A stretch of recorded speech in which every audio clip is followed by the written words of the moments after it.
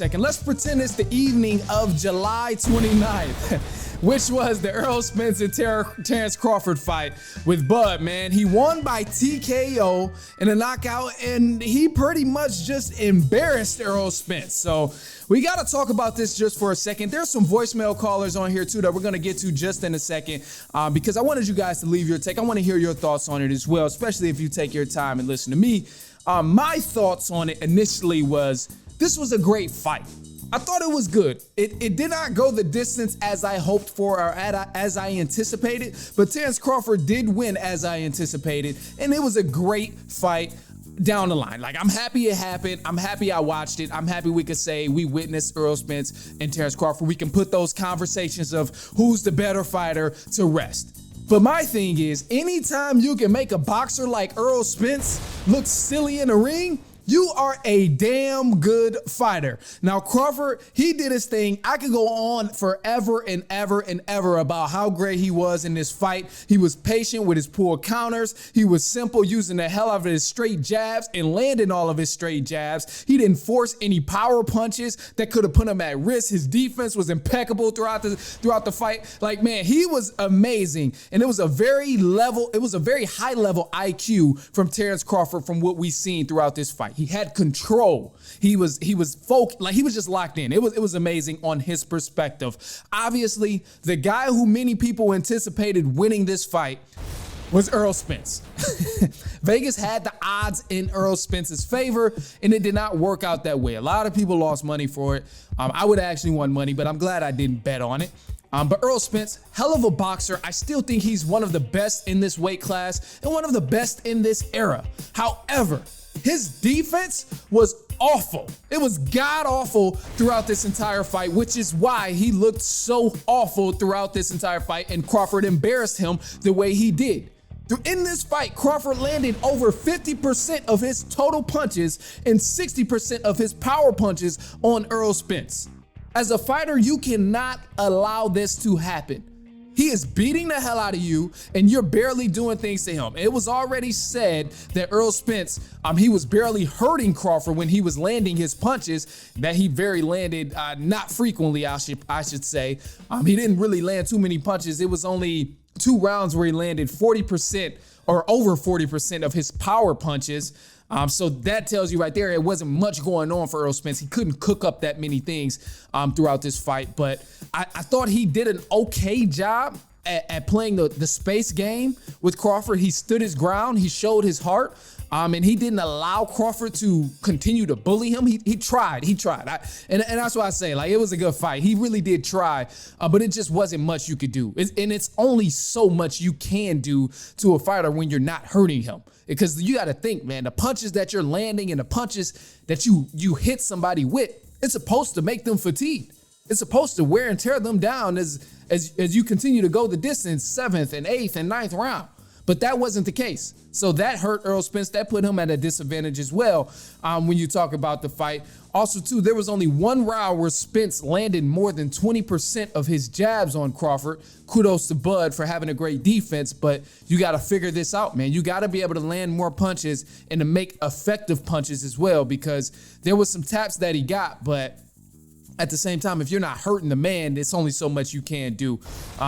And I say, man, you know, Spence, he showed the heart. It was a great fight. I thought it was cool. He's still one of the best in his class, but we got some voicemail callers as well. I don't want to hold you too much on what I'm talking about. Let's play some of the voicemail callers and see what they had to say about the Errol Spence and Terence Crawford fight. Let's do it. Let's jump straight into it. This is Nick.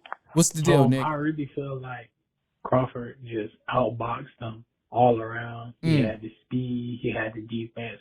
Earl was just too slow, didn't have the combinations.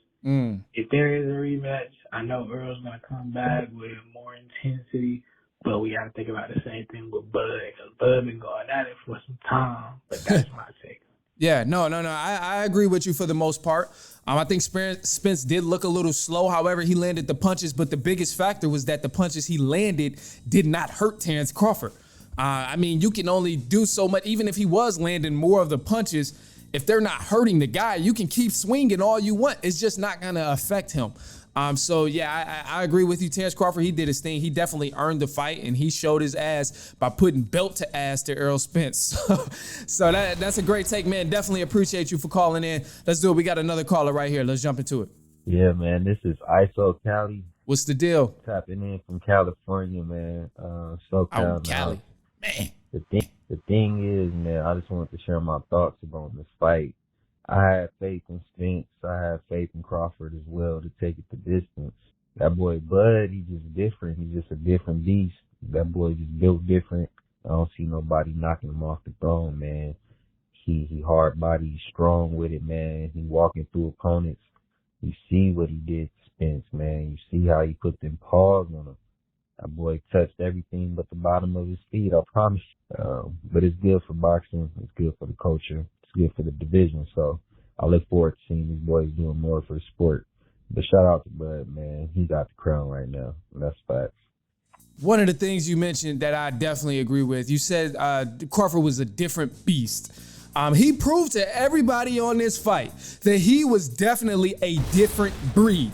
Again, Spence was the favorite from this fight. Many people thought he was gonna like mollywop him. They thought if it was gonna be a knockout, it would be a Spence knockout victory win, but that just was not the case. I think the rematch would be slightly different. I would hope that it's different, but agreeing with you, yeah. Bud is just a different beast, bro. He's a different beast. All right, let's go ahead and go to the next voicemail call. Appreciate you for calling on the last one, bro. All right, next one, let's do it. This is Erp from Southeast DC. What's the deal, Brody? I just want to say my man Errol Spence, he looked a little like slower than normal. Maybe the effects of the crash. Nope. Nope. If you pay attention to I gotta stop you right there, bro. I'm sorry. We're not doing that. We are not doing that.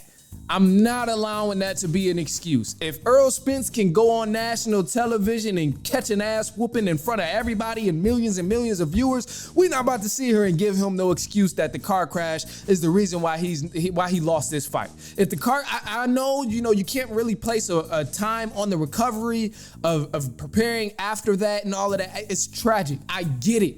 Trust me, I understand.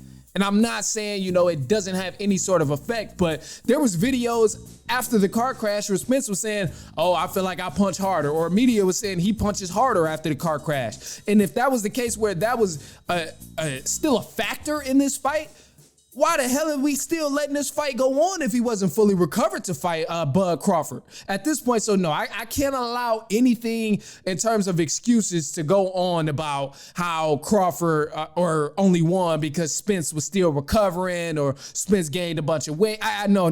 We're not doing that excuse game, man. Excuses are tools of incompetence which build monuments of nothingness. So kudos to him. I appreciate you for calling. I'm sorry I had to cut you off like that, bro, but I can't allow the excuses. I can't allow it. I just can't. I can't. You gotta come with something. We gonna play you back next time too. But you gotta come harder than that. I'm sorry, bro. I'm sorry, man. You gotta come a little bit harder than that. All right, last voicemail caller here, and then we gonna wrap up. Head to some news. Yo, what's up? This Jackson out of Texas, man. What's the deal, bro? Hey, I don't think they should fight, so soon in December, man. I think he should fight another few other fights before him.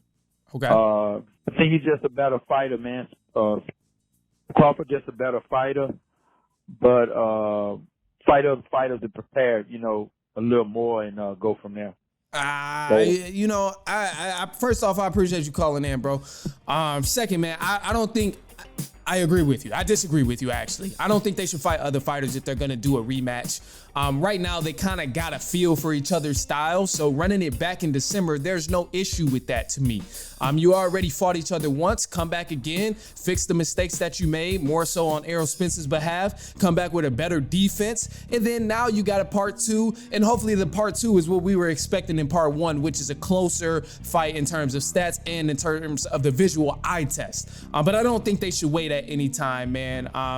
Clearly, Crawford won this fight fair and square. Fighting other guys are only gonna just add more damage to each other's bodies, and it's gonna prolong all this stuff. But no, if y'all gonna run it back again while it's still hot. Don't be trying to wait. Don't be trying to postpone all of this stuff, because it may never happen if you do that. So that's my thing. That's why I disagree with you. But of course, bro, I appreciate you for tuning in. For anybody who still want to get some stuff off their chest, maybe it's pertaining to the fight, maybe it's pertaining to something completely different, go ahead, give us a call, 219-413-9405, and we will play your take back for our whole community to hear on the Run Podcast. But look, man, we got some news coming up. Gervonta Davis called out Bud Crawford, said he would knock this pound for pound fighter out in 6 rounds if they fought at 147. So we got the audio for you too. So we're gonna play it.